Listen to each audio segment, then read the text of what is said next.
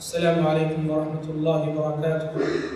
إن الحمد لله نحمده ونستعينه ونستغفره ونعوذ بالله من شرور أنفسنا ومن سيئات أعمالنا. من يهده الله فلا مضل له ومن يضلل فلا هادي له. وأشهد أن لا إله إلا الله وحده لا شريك له وأشهد أن محمدا عبده ورسوله. يا أيها الذين آمنوا اتقوا الله حق تقاته ولا تموتن إلا وأنتم مسلمون. يا أيها الناس اتقوا ربكم الذي خلقكم من نفس واحدة وخلق منها زوجها وبث منهما رجالا كثيرا ونساء. واتقوا الله الذي تساءلون به والأرحام إن الله كان عليكم رقيبا. يا أيها الذين آمنوا اتقوا الله وقولوا قولا سديدا يصلح لكم أعمالكم ويغفر لكم ذنوبكم ومن يطع الله ورسوله فقد فاز فوزا عظيما. أما بعد فإن خير الحديث كتاب الله وخير الهدي هدي محمد صلى الله عليه وسلم وشر الأمور محدثاتها وكل محدثة بدعة وكل بدعة ضلالة وكل ضلالة في النار. أعوذ بالله السميع العليم من الشيطان الرجيم من همزه ونفخه ونفثه. إن الله لا يغير ما بقوم حتى يغيروا ما بأنفسهم وإذا أراد الله بقوم سوءا فلا مرد له وما لهم من دونه من وال. ابھی میں نے آپ کے سامنے سورۃ الرعد کی ایک آیت تلاوت کی ہے. اس آیت میں اللہ تبارک و تعالیٰ نے قوموں کے عروج و زوال کا ابدی دستور اور قانون بیان کیا ہے. آیت میں اللہ تبارک و تعالیٰ نے ارشاد فرمایا کہ اللہ تبارک و تعالیٰ کسی بھی قوم کی حالت کو اس وقت تک نہیں بدلتا جب تک کہ وہ اپنے طور پر بدل نہ جائے، اور جب اللہ تعالیٰ کسی قوم کا برا کرنا چاہتا ہے تو اس کے فیصلے کو کوئی ٹالنے والا نہیں. وَمَا لَهُم مِّن دُونِهِ مِن وَالٍ. اور لوگوں کے لیے، کسی بھی امت کے لیے، کسی بھی قوم کے لیے اللہ کے سوا کوئی اور کارساز اور مددگار نہیں. اس آیت میں اللہ تبارک و تعالیٰ نے قانون عروج و زوال بیان کیا ہے کہ اس دنیا میں اگر اللہ تعالیٰ کسی قوم کو عروج عطا کرتا ہے، ترقی عطا کرتا ہے، تو اس کی اپنی ذاتی خوبیوں کی وجہ سے، اس کے اپنے کمالات کی وجہ سے افراد قوم میں جس قدر انقلابی صفات ہوں گی وہ قوم عروج سے عروج اسے نصیب ہوگا. اور اگر اس کے مقابلے میں کوئی بھی قوم انقلابی صفات سے محروم ہو جاتی ہے، خوبیوں اور کمالات سے دور ہو جاتی ہے، تو عروج کے بعد اللہ تبارک و تعالیٰ ایسی قوم کو زوال سے دوچار کرتا ہے. یہ قانون ہر قوم کے لیے ہے، ہر امت کے لیے ہے. اس دنیا میں جتنی امتیں پیدا ہوئی، تباہ ہوئی، برباد ہوئی، ترقی کے بعد زوال سے دوچار ہوئی، ساری کی ساری امتیں اسی الہی قانون کی زد میں آ کر جو ہے تباہ ہوئی ہیں. اس آیت کی روشنی میں اگر ہم امت مسلمہ کا جائزہ لیتے ہیں تو خود امت مسلمہ کا ماضی اور حال اس آیت کی عملی تفسیر ہے. اس امت کا ماضی امت کے عروج اور امت کی ترقی کی بہترین مثال ہے، تو اس امت کا حال اس کے زوال کی بدترین مثال ہے. آج سے 1400 سال پہلے وہ عرب قوم جو دنیا کی ایک ان پڑھ قوم ہونے کی حیثیت سے جانی جاتی تھی، جس کے پاس نہ کوئی تہذیب تھی، نہ کوئی تمدن تھا، نہ اجتماعیت تھی، ایسی قوم جس کو وقت کی دو سپر پاور طاقتیں قیصر و کسریٰ انہوں نے حد شمار سے باہر کر رکھا تھا اور اس قدر حقیر سمجھ رکھا تھا کہ ان پر حکومت کرنے کی ضرورت بھی انہوں نے محسوس نہیں کی تھی. تاریخ گواہ ہے کہ یہی قوم، جب اس قوم میں اللہ تبارک و تعالیٰ نے محمد صلی اللہ علیہ وسلم جیسا انقلابی رسول اور آخری پیغمبر مبعوث کیا، اور یہ قوم اس پیغمبر کے پیغام کی امین بن گئی اور اللہ تعالیٰ کی آخری آسمانی کتاب قرآن مجید کے لفظ کو اس قوم نے اپنے سینوں میں بسا لیا، اور نہ صرف سینوں میں بسایا، اس کی تعلیمات کو اپنی عملی زندگی میں جگا دی. تو دنیا نے دیکھا کہ یہ قوم عرب کے صحرا سے اٹھی اور دیکھتے ہی دیکھتے نصف صدی کی قلیل سی مدت میں آدھی دنیا پر فائز ہو گئی، آدھی دنیا پر چھا گئی تھی. آج بھی مورخین یہ تجزیہ کرنے سے قاصر ہیں یہ کیسے ممکن ہو سکا کہ وہ عرب قوم جس کے پاس نہ کوئی تمدن تھا، نہ تہذیب تھی، نہ کلچر تھا، نہ اجتماعیت تھی، دنیا کی سب سے پچھڑی قوم تھی، دنیا کی سب سے زوال پذیر قوم تھی، جس کی کوئی حیثیت روئے زمین پہ مسلم نہ تھی، یہ قوم کیوں کر دنیا پر غالب آ گئی؟ حالانکہ اس قوم نے، یا جب یہ قوم اسلام کے پیغام کو لیے آگے بڑھی، اس کے راستے میں وقت کی دو سپر پاور طاقتیں یعنی قیصر و کسریٰ ہیں۔ قیصر و کسریٰ اس دور کی دو عظیم طاقتیں تھیں، اور ان دونوں کے پاس مجرب فوج تھی، مجرب سپاہی تھے، اور ان کے مقابلے میں عربوں کی جنگی مہارت کوئی معنی نہیں رکھتی تھی۔ لیکن حیرت ہے کہ قیصر و کسریٰ جیسی وقت کی سپر پاور طاقتیں بھی اپنے پاس تمام تر اسباب، امکانات اور وسائل رکھتے ہوئے اس عرب قوم کے انقلاب کے آگے ٹک نہ سکیں۔ مورخین حیران ہیں یہ انقلاب کیسے ہوا اور کیوں کر برپا ہوا؟ تہذیب کی شمع روشن کی اونٹوں کے چرانے والوں نے، تہذیب کی شمع روشن کی اونٹوں کے چرانے والوں نے کانٹوں کو گلوں کی قسمت دی، ذروں کے مقدر چمکائے۔ نبی کریم صلی اللہ علیہ وسلم نے اپنے زمانے میں اپنے امت کے روشن مستقبل کی پیشن گوئی فرمائی تھی۔ چنانچہ ایک حدیث میں آپ صلی اللہ علیہ وسلم نے فرمایا، ان اللہ تعالی زوالی الارض فرأيت مشارقها ومغاربها وإن أمتي سيبلغ ملكها ما زوي لي منها۔ آپ نے فرمایا کہ اللہ تبارک و تعالیٰ نے مجھے زمین سمیٹ کر دکھائی، لپیٹ کر دکھائی، مجھے زمین کے مشرق دکھائے گئے، زمین کے مغرب دکھائے گئے۔ آپ صلی اللہ علیہ وسلم نے فرمایا میری امت کا اقتدار، میری امت کی سلطنت وہاں تک پہنچنے والی ہے جہاں تک کہ میرے لیے زمین سمیٹ کر دکھائی گئی۔ آپ امت مسلمہ کے ماضی کو پڑھیں گے، عہد نبوی، عہد خلافت راشدہ، عہد امیہ اور عہد بنو عباسیہ، آپ دیکھیں گے کہ یہ وہ دور ہے جس میں امت نے غیر معمولی ترقی کی، حیرت انگیز ترقی کی تھی۔ اور یہ ہے کہ اس حیرت انگیز ترقی کے بعد آج جو صورتحال امت مسلمہ کی زوال کے جس گڑھے میں وہ جا پڑی، زوال کے دلدل میں وہ پھنستی جا رہی ہے، زندگی کے ہر شعبے میں زوال، ہماری حکومتیں کمزور، ہماری ایمانی طاقت کمزور، ہم امت مسلمہ ان گنت اور لا تعداد مسائل کی شکار ہے۔ زندگی کا وہ کون سا شعبہ ہے جس میں امت مسائل سے دوچار نہیں ہے؟ امت مسلمہ زوال کے ایسے دور سے گزر رہی ہے کہ امت کے ایک فرد کو اس زوال کا احساس ہے، امت کا بچہ اس زوال پر ماتم گنا ہے۔ سوال یہ ہے کہ اس کا سبب کیا ہے؟ حیرت انگیز ترقی کے بعد یہ حیرت انگیز زوال کیوں؟ کیا ہمارے پاس تعداد کی کمی ہے؟ کیا ہمارے پاس مال کی کمی ہے؟ کیا ہمارے پاس ہتھیار کی کمی ہے؟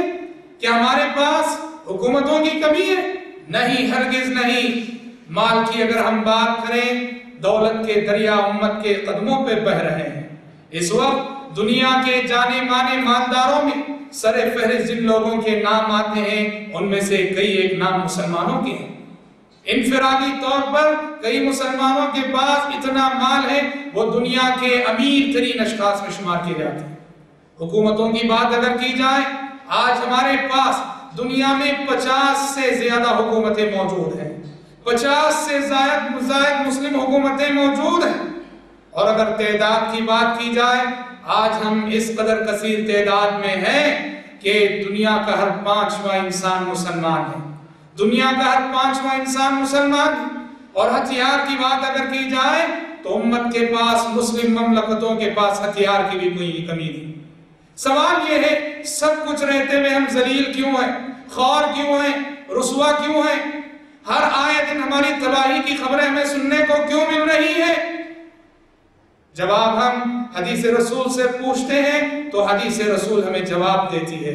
نبی کریم صلی اللہ علیہ وسلم نے یہ پیشن گوئی کی تھی اور فرمایا تھا یوشک ان تتداعى علیکم الامم کما تتداعى الاکلة على قصاتها قالوا امن قلة یومئذ نحن یا رسول اللہ قال بل انتم یومئذ کثیر ولکنکم غثاء كغثاء السیل ودخلکم الوہن قالوا وما الوہن یا رسول اللہ قال حب الدنیا وکراہیت الموت۔ آپ صلی اللہ علیہ وسلم نے فرمایا تھا اور اس وقت فرمایا تھا جب حضرات صحابہ کرام رضوانُاللہ علیہم اجمعین شہر سے شہر فتح کر رہے تھے اور امت ترقی کر رہی تھی، ترقی کی ان ایام میں آپ صلی اللہ علیہ وسلم نے امت کے تاریخ مستقبل کی بھی پیشن گوئی کی۔ آپ نے فرمایا کہ لوگوں وہ زمانہ قریب ہے جب تم پر دنیا کی ساری امتیں اس طرح ٹوٹ پڑیں گی جس طرح بھوکے لوگ دسترخوان پہ ٹوٹ پڑتے ہیں۔ صحابہ کرام رضوان اللہ علیہ مجمعین کو حیرت ہوئی، تعجب ہوا۔ صحابہ کرام رضوان اللہ علیہ مجمعین سمجھنے لگے کہ شاید یہ اس دور کی بات ہے جب ہم تعداد میں بہت کم ہو جائیں گے۔ صحابہ عرض کرنے لگے قالوا امن قلتی یومئذ نحن یا رسول اللہ، اے اللہ کے نبی کیا یہ زوال کی یہ صورتحال اس لیے پیش آئے گی کہ ہم تعداد میں گھٹ جائیں گے، کم ہو جائیں گے؟ آپ صلی اللہ علیہ وسلم نے کہا لا بل انتم یومئذ کثیر، آپ نے کہا کہ نہیں، تعداد کے اعتبار سے تو تم بہت زیادہ رہو گے، وَلَكِنَّكُمْ غُزَاءٌ كَغُزَاءِ السَّيْلِ، تعداد کے اعتبار سے زیادہ رہنے کے باوجود تمہاری حیثیت سمندر کے جھاگ کے مانند، سمندر کے کف کی مانند ہوگی۔ جب سیلاب آتا ہے، سیلاب میں جو جھاگ رہتا ہے، سیلاب میں جو کف رہتا ہے، سمندر کی موجیں جب اٹھتی ہیں اس میں جو کف اٹھتا ہے اس کی کوئی حیثیت نہیں رہتی۔ تمہاری حیثیت بھی تعداد میں زیادہ رہنے کے باوجود بساط کائنات پہ خوش نہ رہے گی۔ اور تمہارا مرض کیا ہوگا، تمہاری اصل بیماری کیا ہوگی؟ فرمایا وَدَخَلَكُمُ الْوَهْنُ، تمہارے دلوں میں وہن داخل ہو جائے گا، تمہارے دلوں میں وہن داخل ہو جائے گا۔ صحابہ نے کہا وَمَا الْوَهْنُ يَا رَسُولَ اللَّهِ، اے اللہ کے نبی وہ وہن کیا ہے، وہ بیماری کیا ہے جو ہمیں کمزور کر دے گی، وہ بیماری کیا ہے، وہ مرض کیا ہے جس کے سبب ہم تعداد میں زیادہ رہنے کے باوجود شکست سے دوچار ہوں گے؟ آپ صلی اللہ علیہ وسلم نے کہا حب الدنیا وکراہیت الموت، حب الدنیا وکراہیت الموت، تمہارا مرض یہ ہوگا اور تمہارا وہن یہ ہے تمہارے دلوں میں دنیا کی محبت بیٹھ جائے گی اور موت کی نفرت بیٹھ جائے گی۔ آخرت سے تم غافل ہو جاؤ گے، دنیا تمہارا مطمع نظر بن جائے گی، تم دنیا کے لیے جینے لگو گے، آخرت تمہاری نظروں سے اوجھل ہو جائے گی۔ آج بتائیے ہمارے اسلاف میں اور ہم میں جو بنیادی فرق ہے وہ یہی، ان کی زندگیاں دیکھیں، وہ جیتے تھے آخرت کے لیے، ان کا طرز زندگی، ان کے جینے کا انداز، ان کے لیل و نہار، ان کے شب و روز یہ بتاتے ہیں کہ وہ آخرت کے لیے جیتے تھے، آخرت کی تیاری میں ان کی زندگی گزرتی تھی اور موت سے اس قدر لگاؤ تھا۔ خالد بن ولید رضی اللہ تعالیٰ انہوں نے جب ایرانیوں پہ حملہ کیا، ایرانی قلعہ بند ہو گئے، تو خالد بن ولید رضی اللہ عنہ نے ایرانیوں کو چیلنج دیتے ہوئے کہا کب تک قلعہ بند رہو گے، ہتھیار ڈال دو، اس لیے کہ میں تمہارے پاس ایک ایسی فوج لے کر آیا ہوں جو موت سے اسی طرح محبت کرتی ہے جس طرح تم زندگی سے محبت کرتے ہو۔ ایک ایسی قوم میں تمہارے پاس لے کر آیا ہوں جو موت کی اسی طرح سے عاشق ہے جس طرح سے تم زندگی کی عاشق ہو۔ یہ بنیادی فرق ہے۔ ہم جی رہے ہیں دنیا کے لیے، ہمارے شب و روز، ہمارے لیل و نہار، ہمارا طرز زندگی، ہمارا معیار زندگی یہ بتاتا ہے ہم دنیا کے متوالے ہیں، دنیا کے حریص ہیں، دنیا کے لالچی ہیں، اور آخرت کے سلسلے میں تنافس کا کوئی جذبہ ہمارے اندر نہیں ہے۔ امت کے اندر جب یہ دنیا طلبی آ جائے گی، دنیا پرستی آ جائے گی اور امت دنیا کی پجاری بن جائے گی، دینار و درہم کے پیچھے دوڑنے لگے گی، تو زوال اس امت کا مقدر ہے اور اس زوال سے اس امت کو کوئی بچا نہیں سکتا۔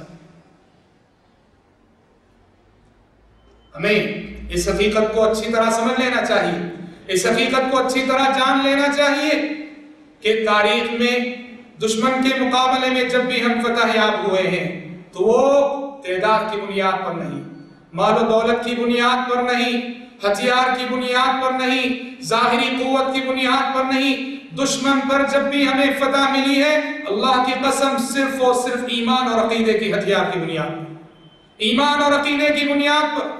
ہم تعداد میں کم رہے، ایمان کی بنیاد پہ ہمیں فتح نصیب ہوئی۔ ہم ہتھیار ہمارے پاس نہیں تھے، ایمان کی بنیاد پہ ہمیں فتح نصیب ہوئی۔ مال ہمارے پاس نہیں تھا، ایمان کی بنیاد پہ فتح نصیب ہوئی۔ مملکتیں، حکومتیں ہمارے پاس نہیں تھی، ایمان اور عقیدے کی بنیاد پر ہمیں فتح نصیب ہوئی۔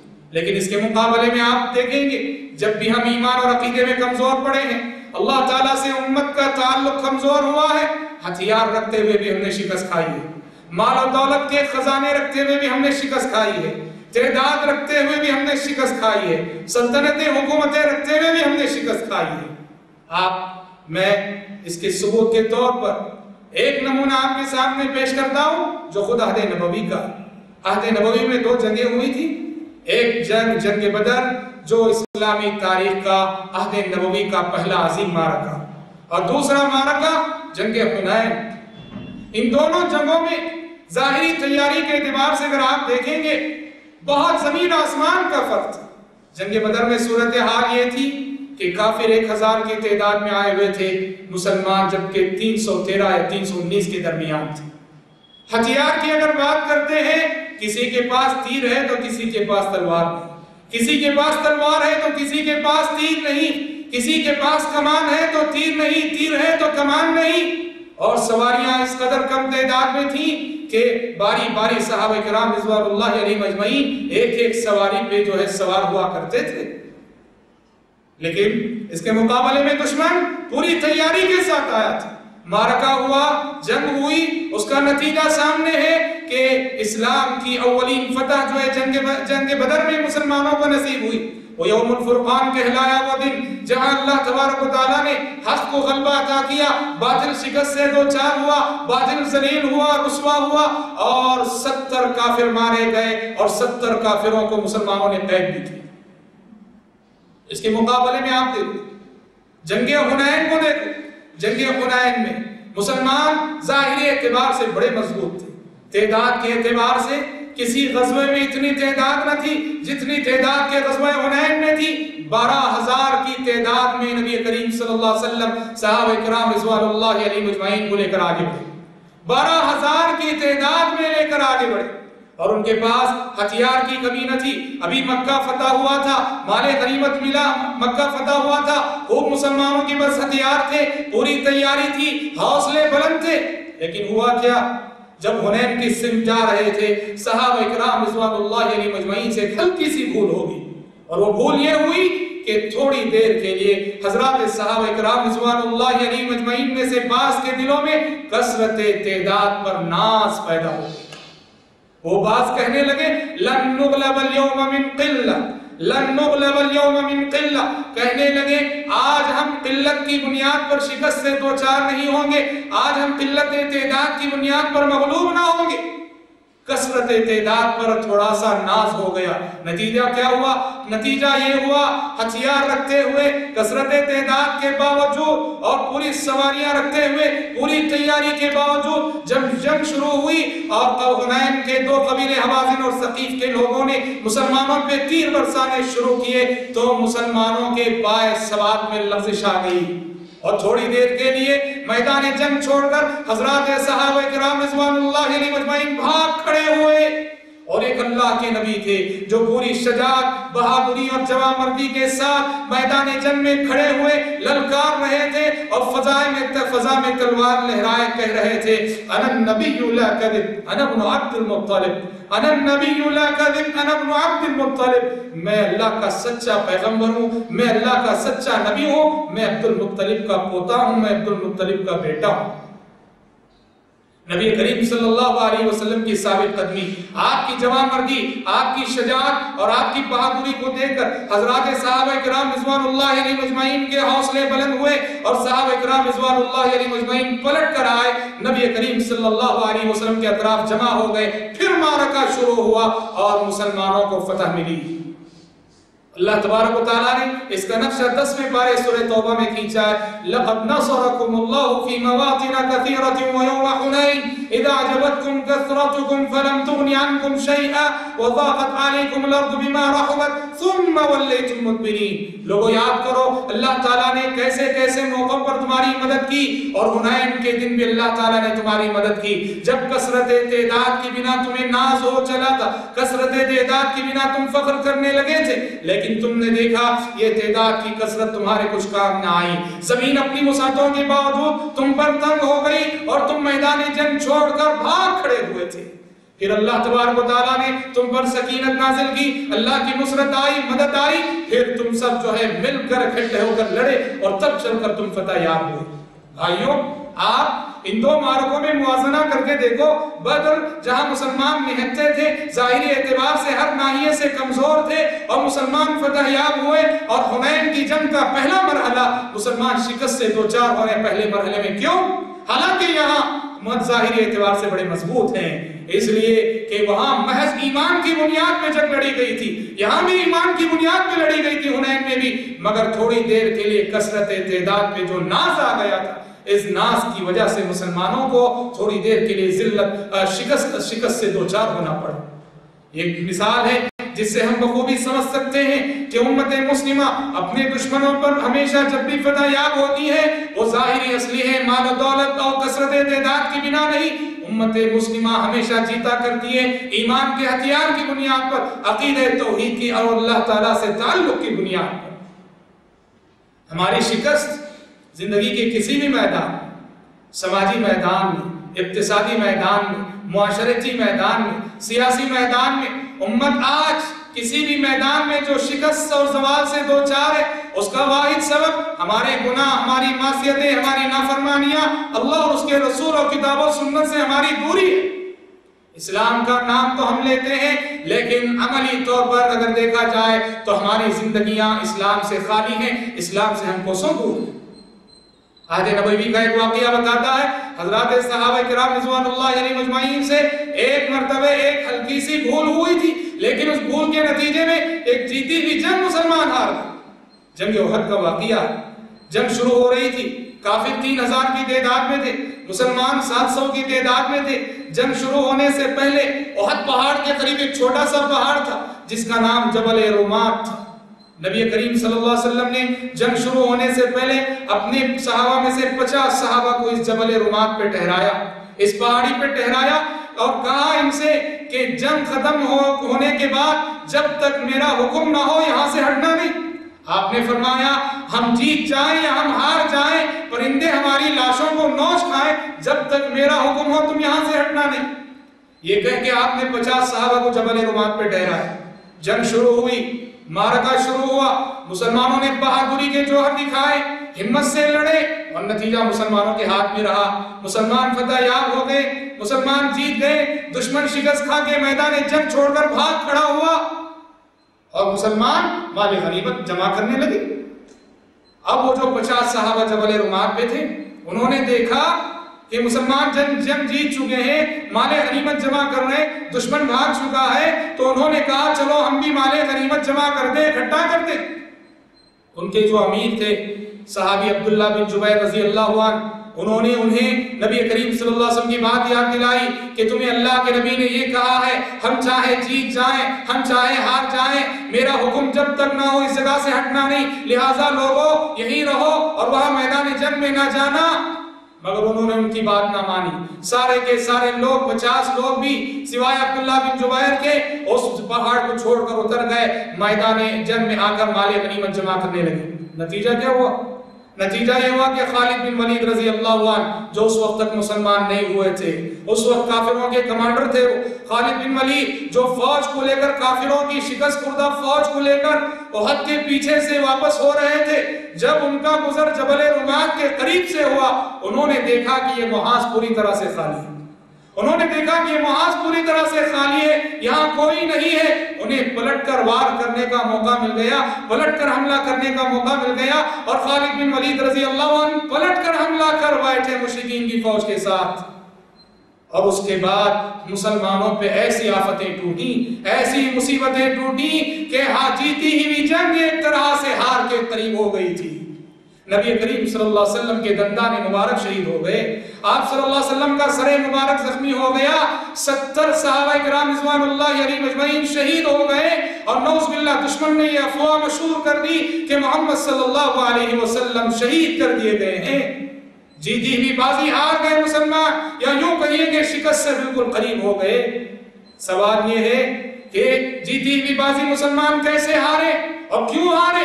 صرف اور صرف ایک حکم رسول کی مخالفت کرنے کی وجہ سے۔ آپ نے جو 50 صحابہ سے کہا تھا میرا حکم جب تک نہ ہو یہاں سے ٹلنا نہیں، یہاں سے ہٹنا نہیں، اس ایک حکم رسول کی مخالفت جب ہو گئی تو جیتی ہوئی بازی ہار گئے صحابہ کرام رضوان اللہ علیہم اجمعین۔ ذرا سوچئے آج ہم کتنے احکام رسول کی مخالفت نہیں کرتے، کتاب و سنت کی کتنی تعلیمات کو پس پشت نہیں ڈالتے، اسلام کی کتنی تعلیمات کا ہم مذاق نہیں اڑایا کرتے، کتنی سنتوں کو ہم نہیں ٹھکرایا کرتے۔ بتائیے ہماری ذلت، ہماری رسوائی، ہماری شکست اور ہمارے زوال کا کیا حقیقی سبب یہ نہیں ہے کہ ہمارے دلوں میں جیسا ایمان ہونا چاہیے ویسا نہیں، اللہ اور اس کے رسول کی تعلیمات پہ جس جذبے سے عمل ہونا چاہیے ویسا نہیں۔ آج جب بھی ہم زوال کی باتیں کرتے ہیں ہم غیروں کو الزام دیتے ہیں کہ ہمارا دشمن ایسا ہے، ہمارا دشمن ویسا ہے، اس کی تیاری ایسی ہے، اس کے پاس ہتھیار ہے، اس کے پاس امکانات ہیں، اس کے پاس میڈیا ہے، فلاں ہے فلاں ہے۔ یہ غلط سوچ ہے۔ ہم اگر اپنی طور پہ مضبوط رہیں، ہم اگر اپنی طور پہ مضبوط رہیں، دنیا کی کوئی قوم ہمارا کچھ بگاڑ نہیں سکتی۔ قرآن مجید نے کہا یا ایھا الذین آمنوا ان تنصروا اللہ ینصرکم ویثبت اقدامکم، اے ایمان والو اگر تم اللہ کی مدد کرو گے اللہ تمہاری مدد کرے گا، اگر تم اللہ کی مدد کرو گے اللہ تمہاری مدد کرے گا، تمہیں ثابت قدم رکھے گا۔ معلوم ہوا اگر ہم نصرت الہی کے متمنی ہیں، اللہ کی مدد چاہتے ہیں، تو ضروری ہے کہ ہم اللہ کی مدد کریں، اور اللہ کی مدد کرنے کا مطلب یہ ہے اس کے دین کی مدد کریں، اس کے دین کی مدد کریں، کتاب و سنت پر عمل پیرا ہو، کتاب و سنت کی تعلیمات کی نشر و اشاعت کریں، کتاب و سنت کی تعلیمات کو پھیلائیں، یہی ہماری عزت و سربلندی کا ضامن ہے۔ یاد رکھنا ہماری ہر قسم کی عزت، ہماری ہر قسم کی سربلندی صرف اور صرف اسلام سے جڑنے میں۔ عمر فاروق رضی اللہ تعالیٰ عنہ کا مشہور جملہ ہے، وہ کہا کرتے تھے کُنَّا أَذَلَّ أُمَّةً فَأَعَزَّنَا اللَّهُ بِالْإِسْلَامِ وَمَهْمَا ابْتَغَيْنَا الْعِزَّةَ بِدُونِهِ أَذَلَّنَا اللَّهُ۔ حضرت عمر کہا کرتے تھے کہ ہم دنیا کی سب سے ذلیل ترین قوم تھے، ہم دنیا کی سب سے کمتر قوم تھے، اللہ تبارک و تعالیٰ نے ہمیں اسلام کی بنیاد پر، محض اسلام کی بنیاد پر عزت عطا کی۔ وَمَهْمَا ابْتَغَيْنَا الْعِزَّةَ بِدُونِهِ أَذَلَّنَا اللَّهُ۔ اور جب کبھی امت مسلمہ اسلام کو چھوڑ کر، اللہ اور اس کے رسول کو چھوڑ کر کسی اور چیز میں عزت کو تلاش کرے گی، یہ امت ذلیل اور رسوا ہو کر رہ جائے گی۔ آج مملکتیں ہیں، حکومتیں ہیں، سلطنتیں ہیں، سب کچھ رہتے ہوئے رسوا ہیں ہم اس لیے کہ ہم سمجھتے ہیں کہ ہماری عزت و سربلندی اقتدار میں ہے، حکومت میں ہے، منصب میں ہے، فلاں میں ہے، فلاں میں، ہرگز نہیں۔ ہماری طاقت ایمان ہے، ہماری طاقت ایمان ہے، یہ حقیقی طاقت اور ایمان کا ہتھیار اگر ہمارے پاس ہو ہم زندگی کے کسی بھی موڑ پہ شکست نہیں کھا سکتے۔ قرآن اعلان کرتا ہے کہ وَلَا تَهِنُوا وَلَا تَهِنُوا وَلَا تَحْزَنُوا وَأَنْتُمُ الْأَعْلَوْنَ إِن كُنتُم مُؤْمِنِينَ۔ اور لوگوں کمزور نہ پڑنا، کمزور نہ پڑنا، غم نہ کرنا، تم ہی بلند رہو گے، تم ہی غالب رہو گے۔ قرآن چیلنج کر رہا، تم ہی غالب رہو گے، تم ہی بلند رہو گے، شرط یہ ہے کہ ان کنتم مؤمنین، اگر تم مومن ہو، حقیقی مومن ہو، تمہارے دلوں میں حقیقی ایمان ہوگا تو غلبہ تمہارا مقدر ہے۔ اس کا مطلب یہ ہے کہ اگر ایمان سے ہمارا دل خالی ہو جائے، ایمان کے تقاضوں سے ہم دور ہو جائیں، تو پھر غلبے سے ہم محروم رہیں گے اور اللہ تعالیٰ دوسروں کو ہم پر غالب کر دے گا۔ دعا ہے رب العالمین سے کہ رب العالمین کہنے والے کو، سننے والوں کو، سب کو اس بات کی توفیق عطا فرمائیں کہ ہم امت مسلمہ کے موجودہ زوال کے حقیقی سبب کا ادراک کر سکیں اور امت مسلمہ کی نشأت ثانیہ کے لیے سنجیدہ کوششیں ہم مستقبل میں کر سکیں۔ آمین۔ وآخر دعوانا ان الحمد للہ رب العالمین۔ والسلام علیکم ورحمۃ اللہ وبرکاتہ۔